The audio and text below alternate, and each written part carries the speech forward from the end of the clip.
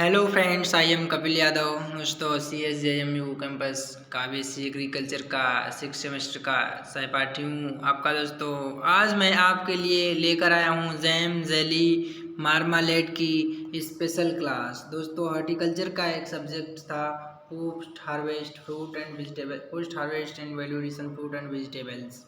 तो दोस्तों, आइए मैं आप लोगों को कुछ जैम जेली मार्मालेड के बारे में, कुछ मोस्ट इम्पॉर्टेंट क्वेश्चन के बारे में बिना देरी करते हुए बताता हूँ। दोस्तों, ज़्यादा नहीं, लगभग 30 समथिंग 30 या 25 क्वेश्चन हैं जो स्पेशल जैम जेली मार्मालेड पे बनाया है मैंने। तो दोस्तों, आइए आप लोग को एक एक करके क्वेश्चन समझाता हूँ। दोस्तों, मोस्ट इम्पॉर्टेंट क्वेश्चन है, वीडियो को बिना स्किप करते हुए देखें। थैंक यू दोस्त। सबसे पहला क्वेश्चन है, आइए तो शुरू करता हूँ क्वेश्चन। फर्स्ट क्वेश्चन कौन सा है? फलों में पैक्टिन कैल्शियम पैक्टेट के रूप में पाया जाता है। अगर आपसे पूछे कि फलों में पैक्टिन किस रूप में पाया जाता है, तो आप निसंकोच कह सकते हैं कि कैल्शियम पैक्टिन के रूप में पाया जाता है। क्वेश्चन नंबर नेक्स्ट क्या है? दुनिया में सबसे प्रचलित नींबू वर्गीय फलों की बनाई जाती है, परंतु सबसे अच्छी अमरूद की होती है। क्या दोस्तों? जेली। तो दुनिया में सबसे प्रचलित जेली नींबू वर्गीय फलों की बनाई जाती है, बट सबसे अच्छी जेली होती है वो अमरूद की होती है। दोस्तों, हमने बताया था। और अमरूद की सबसे अच्छी जेली फर्स्ट नंबर पे होती है। क्वेश्चन नंबर नेक्स्ट, जैम और जेली का कुछ कंपोजिशन लाया हूँ, वो आप लोगों को बताने वाला हूँ। तो आइए दोस्तों, जैम और जेली का कंपोजिशन देखते हैं, क्या जैम में और क्या जेली में होता है। इस कंपोजिशन से दोस्तों दो चार क्वेश्चन जरूर, दो क्वेश्चन जरूर आएंगे, 2-4 क्वेश्चन जरूर बनते हैं। तो कंपोजिशन मैंने आमने सामने लिख दिया ताकि आपको याद करने में दिक्कत ना हो। तो सबसे पहले जेली का कंपोजिशन। जेली में वाटर कितना होता है? जेली में वाटर 45% होता है। और इसमें TSS कितना होता है? टोटल सस्पेंशन सॉलिड होता है। वो क्या होता है, या शुगर उसे ही कह देते हैं। उसमें 65 डिग्री ब्रिक्स या गए 65% भी कह सकते हैं। नेक्स्ट क्या है? पैक्टिन। पैक्टिन कितनी होती है? तो 0.5 से 1%। एसिडिटी क्या होती है, या इसे आप कह सकते हैं अम्लता क्या होती है इसकी? तो अम्लता होती है 0.75 से 1। रेशियो में पूछे दोस्तों तो आप 0.75 से 1 लिख सकते हैं। अगर आपको इक्वल पूछे, डायरेक्ट पूछे जेली की अम्लता क्या आती है, इक्वल ऑप्शन दिए हों, तो आप 0.75 वाला ऑप्शन टिक करेंगे दोस्तों। नेक्स्ट क्वेश्चन, जल क्या इसमें वाटर कितना होता है? तो जैम और जेली में वाटर 33 से 38% होता है, दोनों में सेम होता है, याद रखना। पीएच क्या होता है? जेली का पीएच 3.2 होता है। और इसमें टेम्परेचर कितना होता है, यानी जेली कितने टेम्परेचर पर अच्छी गुणवत्ता वाली हो जाती है, या कितने टेम्परेचर पर बन जाती है? तो 105.5 डिग्री सेंटीग्रेड पर। ठीक दोस्तों। अब और एक सबसे मोस्ट क्वेश्चन है, जेली एक अर्धपारदर्शी होती है। अर्धपारदर्शी आपको पता ही होगा। पारदर्शी, अपारदर्शी, पारदर्शी वो होते हैं जो आर पार देख लेते हैं। अर्धपारदर्शी जो कम देखा जाए, धुंधला दिखाई दे, मतलब ना ही दिखाई दे। तो ये जरूर ध्यान रखना, जेली अर्धपारदर्शी होती है। तो जैम का कंपोजिशन बताते हैं आपको। जैम में क्या क्या होता है? तो जैम का कंपोजिशन ये है, इसमें TSS 68% होता है, 68 डिग्री ब्रिक्स भी कह सकते हैं। जिस तरह से उसमें जेली का TSS कितना था? 65 डिग्री या 65%। और इसमें पल्प होता है 45%। और वाटर कितना? वाटर दोनों जैम और जेली में सेम ही रहता है। इन्वर्ट शुगर की बात करें तो 30 से 50% इन्वर्ट शुगर की मात्रा होती है। एक चीज़ और जैम में होता है, जैम में क्या होता है? Citric acid. जैम में क्या होता है? Citric acid. सिट्रिक एसिड की मात्रा कितनी होती है? तो सिट्रिक एसिड की मात्रा 1 से 3 ग्राम पर केजी। और सिट्रिक एसिड की मात्रा किस समय जैम में मिलाना चाहिए? जब जैम का टेम्परेचर जब जैम का टेम्परेचर 103 डिग्री सेंटीग्रेड हो तब इसको सिट्रिक एसिड की मात्रा इसमें मिलाना चाहिए। और जैम का टेम्परेचर, किस टेम्परेचर पर जैम पक जाता है, तो जेली हमारी 105.5 डिग्री टेम्परेचर पर पूर्णता से पक जाती थी और जैम हमारा जो है 105 डिग्री पर पूर्णता कंप्लीट हमको एक अच्छा जैम तैयार हो जाता है। तो अब नेक्स्ट क्वेश्चन आता है कि जैम की एसिडिटी क्या होती है, तो जैम की एसिडिटी 0.5 से 0.6 होती है। और उसमें जेली की एसिडिटी क्या होती है, दोनों मोस्ट क्वेश्चंस हैं, तो जेली की एसिडिटी 0.75 कह सकते हैं या 75 से 1 कह सकते हैं। ठीक है दोस्तों, तो ये कुछ था जैम और जेली का कंपोजिशन। हाँ दोस्तों, एक जैम जब जेली अर्धपारदर्शी होगी तो जैम पारदर्शी होगा, दोनों इम्पॉर्टेंट हैं, पूछे भी जा सकते हैं। तो नेक्स्ट क्वेश्चन बताते हैं आपको। नेक्स्ट क्वेश्चन हमारा क्या है, फल मोस्टली सेब को कहा गया है, फल सब्जी में ब्राउनिंग या उनको काटने पर कटे हुए भाग भूरे भूरे हो जाते हैं। तो जो ब्राउनिंग होता है, अभी आप लोगों सेब लो, सेब के आप लोग एक सेब लो और सेब के एक भाग को काट दो, तो सेब के एक भाग को काट देने पर उसमें ये जो भाग कटा हुआ भाग होता है, इसमें ये जो है ये इसमें ब्राउन हो जाएगा। तो ये ब्राउनिंग का कारण, मुख्य कारण क्या है आप लोग बताइए। ब्राउनिंग चलो मैं ही बताता हूँ, टेंशन लेने की कोई बात नहीं। अब आप आ चुके हैं coach Kapil Yadav YouTube channel पर, यहाँ पर हर समस्या का समाधान, हर स्टडी संबंधी समस्या का समाधान हो जाएगा। तो जो सेब को काटते हैं, थोड़ी देर में काटने के बाद भूरा पड़ जाता है, वो एक एंजाइम कारण होता है। क्या कारण होता है, एंजाइम होता है। दोस्तों मैंने पीछे भी बताया कि एंजाइम कारण होता है, पीछे ये नहीं बताया था कौन सा एंजाइम होता है, आज वो भी मैं बताने वाला हूँ। तो एंजाइम वो होता है पॉलीफिनाइल ऑक्सीडेज एंजाइम होता है, जो पॉलीफिनाइल ऑक्सीडेज एंजाइम होता है। ठीक है दोस्तों, ये आप याद रखिए। वैसे हो सकता है यही इम्पोर्टेंट है, किस कारण होता है, ऑप्शन दे देगा ए बैक्टीरिया, वायरस, फंगस, एंजाइम, तो आप एंजाइम को टिक करेंगे। नेक्स्ट क्वेश्चन क्या कहता है, नेक्स्ट कहता है अतः इसलिए ब्लॉन्चिंग करते हैं जिसका मुख्य कारण एंजाइम डीएक्टिवेज और कलर को प्रिजर्व करना है। हाँ दोस्तों, इसी कारण सब्जियों और फलों में भी ब्लांचिंग की जाती है। ब्लांचिंग इसका मुख्य कारण होता है, जो होता है वो होता है कलर प्रिजर्व करना, और कलर को प्रिजर्व करना एवं एंजाइम को डीएक्टिवेज करना। ठीक, एंजाइम डीएक्टिवेज करने से सब्जियों और फलों को अधिक समय तक प्रिजर्व किया जा सकता है या परिरक्षित किया जा सकता है या भंडारण किया जा सकता है विदाउट किसी इंसेक्ट व डिजीज के। नेक्स्ट क्वेश्चन क्या है, जैम मेनली पल्प से बनता अर्थात इसकी मात्रा कितनी होती है।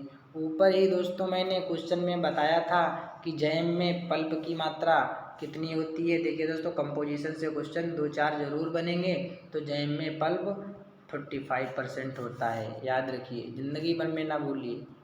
नेक्स्ट क्वेश्चन, अब क्या था, कुछ जेली के फैक्ट्स हैं, स्पेशल जेली के, वो भी आपको बताता हूँ। तो इसमें क्या है जेली के, आइए बताता हूँ। Fruits rich in pectin and acid, ये जो दोस्तों मैंने लिखा है इसमें से इम्पॉर्टेंट है कि क्वेश्चन बन सकते हैं। तो क्या है इसमें, क्या पूछ रहा है, fruit rich in pectin and acid, यानी उस फल को बताइए जिसमें अधिक मात्रा में या रिच मात्रा में पेक्टिन और एसिड दोनों में, पेक्टिन भी हो और एसिड भी हो। तो आप निसंकोच टिक कर सकते हैं सोर एप्पल। सोर एप्पल क्या होता है, सभी को पता है, कच्चा सेब, सभी ने देखा होगा सोर एप्पल। या फिर दूसरा सीट्रस ऑप्शन मिल सकता है, तो सीट्रस क्लिक कर सकते हैं, या आपको लंगूर वाला ऑप्शन ग्रेप, लंगूर तो हो ही सब लोग, बट ग्रेप पे ऑप्शन क्लिक कर देना। सॉरी दोस्तों, लंगूर नहीं, सहपाठी उन लोगों के। एक और होगा बेरी, बेरी भी आप क्लिक कर सकते हैं। इनमें से आपको एग्जांपल मिल सकते हैं। नेक्स्ट क्वेश्चन मिलेगा fruit rich in pectin low acid, ऐसे फल, ऐसा फल चुनिए जिसमें पेक्टिन की मात्रा रिच हो एवं लो हो एसिड, अम्लता उसकी लो हो। तो ऐसे फल आप लोगों को बेटर फल मिलेगा गुआवा, सभी को पता है सीडियम गुआवा, गुआवा होगा। और सेब या कच्चा केला, सोर बनाना या सोर चेरी ले सकते हैं आप। और अंजीर, लोकाट, नाशपाती। ठीक है दोस्तों।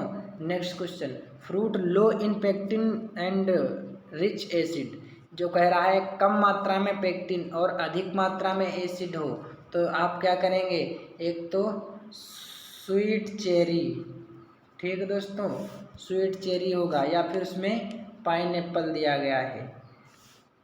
नेक्स्ट क्वेश्चन क्या है, फ्रूट लो पेक्टिन लो एसिड, ना ही उसमें पेक्टिन हो या कम मात्रा में पेक्टिन हो, ना ही उसमें अम्लता हो या कम मात्रा में अम्लता हो, तो आप करेंगे एप्रीकॉट नेक और पीच। तो नेक्स्ट क्वेश्चन क्या है दोस्तों, ये कुछ मोस्ट इम्पॉर्टेंट फैक्ट्स थे जो मैंने आप लोगों को बता दिया है। हाँ दोस्तों, ये जो नीचे लिखा वो कट कर गया है, इसमें ऑप्शन कुछ और हैं। फ्रूट लो पेक्टिन लो एसिड, इसमें आप पोम आपका एक है, पोमग्रेनेट अनार, और एक स्ट्रॉबेरी और एक रास्पबेरी। ठीक है दोस्तों, तो आपको बताता हूँ नेक्स्ट क्वेश्चन। ये दोस्तों कुछ आपको दिख रहा है ऊपर, अंडे जैसी आकृति, बहुत ही इम्पोर्टेंट है, ये अंडा काम आने वाला है, इसमें से एक क्वेश्चन जरूर बनने वाला है। जो सौर फ्रूट्स होते हैं आपके, सौर फ्रूट्स क्या होते हैं, सौर फ्रूट्स वही, घबराइए नहीं, सौर फ्रूट्स उन्हें कहते हैं जो कच्चे फल होते हैं, कच्चे फल को सौर फ्रूट्स कहते हैं। तो सौर फ्रूट्स में जो एसिड होता है पेक्टिन एसिड, पूछा जाएगा पेक्टिक एसिड किन फलों में पाया जाता है, कच्चे फल में, पक्के फल में, या कुछ और दे देगा, चार ऑप्शन कुल मिलाकर दे देगा, इनमें से कोई नहीं, ये दोनों। तो आपको अगर कच्चे फल की बात करें तो आपको पेक्टिक एसिड उसमें मिलेगा, और यदि आपको अर्ध पके फल की बात करें, जो अर्ध पके फल की बात करें तो उसमें पूर्ण तरह से पेक्टिन की मात्रा होगी। और यदि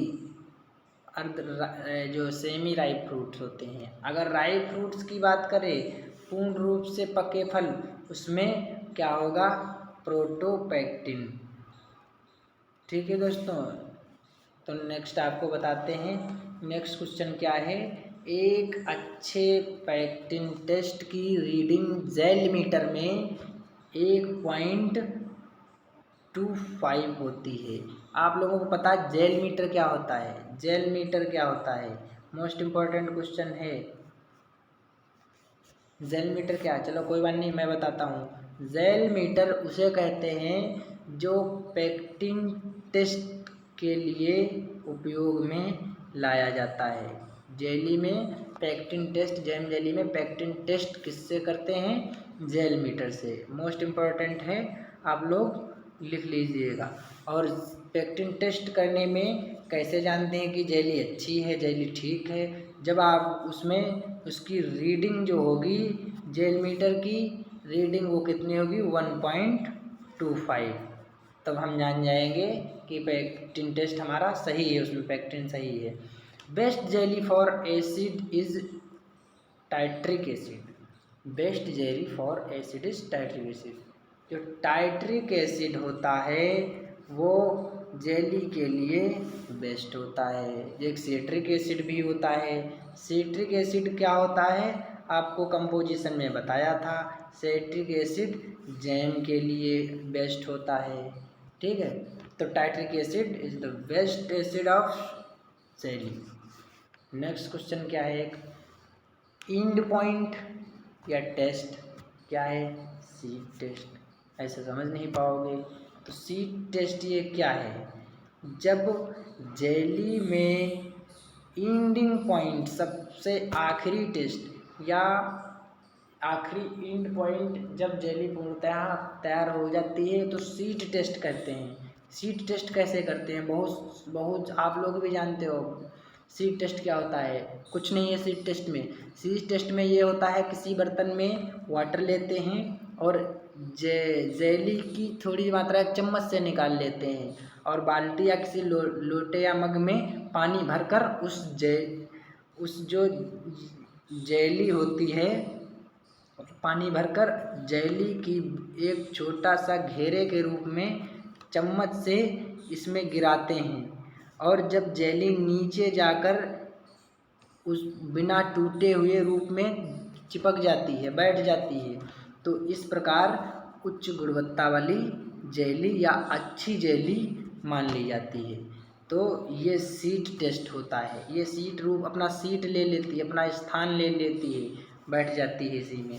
ठीक है, जो ये होता है सीड टेस्ट या एंडिंग पॉइंट में, लास्ट में बनने के बाद होता है। अब ये है मार्मालेड। मार्मालेड के एक दो क्वेश्चन ये हैं। सिट्रस स्पीसीज का सबसे पहला क्वेश्चन, मार्मालेड तैयार किया जाता है तो आपको उसमें बहुत सारे ऑप्शन दिखे होंगे, लेकिन भड़बड़ाना नहीं है, आप लोगों को देखकर मदहोश नहीं होना है। सिट्रस स्पीसीज फलों का, नींबू वर्गीय फलों को टिक करना है। मार्मालेड नींबू वर्गीय फलों से तैयार किया जाता है। यह एक जेली का प्रकार है। अगर यह भी पूछ सकता है प्रकार है, किसका प्रकार है, जैम है, जेली या स्क्वैश है या जूसी का है या स्क्वैश का, तो आप जेली का प्रकार मार्मालेड लिखेंगे। तो नेक्स्ट क्वेश्चन कुछ प्रिजर्व और कैंडी के हैं। प्रिजर्व मीन्स होता है मुरब्बा और कैंडी मीन्स कैंडी ही मान लीजिए आप दोस्तों। इतना हमें भी नहीं पता कैंडी मीन्स क्या होता है, चलो कैंडी ही सही है, हिंदी जानने की कोशिश ज़्यादा नहीं, कैंडी कैंडी होता है।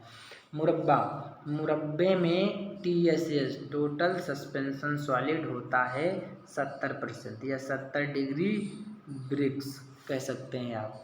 और कैंडी में TSS होता है 75 डिग्री या 75%, दोनों चीज़ कह सकते हैं। सबसे अच्छी कैंडी पेठा की बनती है। पेठा, आगरा का पेठा सभी को पता होगा, पेठे की सबसे अच्छी जेली बनती है। नेक्स्ट क्वेश्चन क्या है? TSS, ओके दोस्तों बहुत जल्दी गुड लक बोलने लगता है, अभी तो क्वेश्चन आपको, हाँ नेक्स्ट क्वेश्चन है TSS 70% ब्रिक्स या 70% अधिक या कम होने पर मुरब्बा सिकुड़ने लगते हैं। और एक मुरब्बा बनाने, आप लोगों का फूड एंड प्रिजर्वेशन का डिप्लोमा किया होगा तो उसमें आपको बनवाया गया होगा, मेरे कॉलेज में तो बनवाया गया था, किया है डिप्लोमा पूरी तरह से। उसमें यदि उसमें ब्रिक्स की मात्रा TSS यदि 70 से अगर अधिक हो गई या कम हो गई तो मुरब्बा जब बनाएंगे तो आंवला सिकुड़े हुए लगेंगे, अच्छी प्रकार की गुणवत्ता वाले नहीं होंगे, तो यही कारण होता है। और एक क्वेश्चन कुछ मैंने बनाए हैं कैनिंग के। कैनिंग क्या है? कुछ लोग नहीं समझ पाए। कैनिंग होती है डिब्बाबंदी। डिब्बाबंदी तो जानते होगे, स्टोर करते हो किसी चीज़ को, स्टोरेज के बाद जब आप प्रोसेसिंग के लिए सबसे पहले डिब्बाबंदी करते हो तो आप उसे भी आज के बाद कैनिंग बोलोगे। ठीक है, कैनिंग सबसे पहले मोस्ट क्वेश्चन जो है फादर ऑफ कैनिंग, तो आप क्या कहेंगे? Nicolas Appert. ठीक, ध्यान में बिठा लीजिए, ये लास्ट क्लास है और लास्ट क्लास में ऐसा ना हो आप फादर ऑफ कैनिंग ना सीख पाए, तो ध्यान में बिठा लीजिए निकोलस एपर्ट। नेक्स्ट क्वेश्चन है भारत में सबसे ज़्यादा कैनिंग डिब्बाबंदी फलों में किसकी? मैंगो की जाती है। भारत में सबसे ज़्यादा कैनिंग मैंगो की जाती है और मैंगो की जाती है। और सब्जियों में मटर की जाती है। सबको पता है सब्जियों में सबसे ज़्यादा डिब्बाबंदी मटर की जाती है। नेक्स्ट क्वेश्चन, मटर की परिपक्वता या डिब्बाबंदी, मटर की जो परिपक्वता होती है वो किससे मापते हैं? टेंड्रोमीटर। मटर की परिपक्वता टेंड्रोमीटर से मापते हैं। तो नेक्स्ट क्वेश्चन क्या है? मटर की परिपक्वता टेंड्रोमीटर से मापते हैं और इसकी परिपक्वता मापने की रीडिंग जो होती है वो रीडिंग 120 डिग्री होगी। नेक्स्ट क्वेश्चन, कैनिंग के लिए कैनिंग के लिए फलों में, हाँ अगर फ्रूट्स की बात करें, फ्रूट्स में कैनिंग की बात करें या डिब्बाबंदी की बात करें तो उसमें किस प्रकार के डिब्बे होते हैं? ए नेबल डिब्बे या एसिड रेसिस्टेंस, फलों में एसिड रेसिस्टेंट या अम्लता प्रतिरोधी या एनेबल डिब्बों का प्रयोग किया जाता है। और वेजिटेबल में सब्जियों की कैनिंग के लिए कौन से डिब्बे होते हैं? सी इनेबल डिब्बे, ये जो लिखा है सी इनेबल डिब्बे और सल्फर रेसिस्टेंट डिब्बे, सल्फर रेसिस्टेंट डिब्बे यानी सल्फर प्रतिरोधी होते हैं। क्वेश्चन नंबर नेक्स्ट, 100 डिग्री या इससे अधिक ताप पर गर्म करते हैं तो इसे स्टरलाइजेशन कहते हैं। दोस्तों स्टरलाइजेशन के बारे में कुछ मोस्ट 1-2 क्वेश्चन बताए थे, पिछली वाली क्लास में हैं, अगर ना देखें तो आप पिछली वाली क्लास, इसकी 3 क्लासेस हैं, तीनों इंपॉर्टेंट क्लासेस हैं। पहली बात स्टरलाइजेशन बताते हैं आपको। स्टरलाइजेशन क्या है? स्टरलाइजेशन 100 डिग्री पर या इससे अधिक ताप पर जब गर्म किया जाता है तो उसे स्टरलाइजेशन प्रोसेस कहते हैं। और स्टरलाइजेशन प्रोसेस मेनली किस में की जाती है? स्टरलाइजेशन प्रोसेस मेनली वेजिटेबल में की जाती है। क्वेश्चन पिछले वाली क्लास में बताया था, sterilisation process to mainly used by vegetable. और इसी के साथ एक और प्रोसेस होती है, वो क्या होता है? इसमें तो स्टरलाइजेशन ही दिया है, एक होती है प्रोसेस कौन सी? पास्चुराइजेशन, वो भी इम्पोर्टेंट है। Pasteurisation mainly used bye fruits, इसमें फ्रूट में पाश्चुरीकरण प्रक्रिया मेनली यूज की जाती है, वो फल में यूज की जाती है। तो दोस्तों थैंक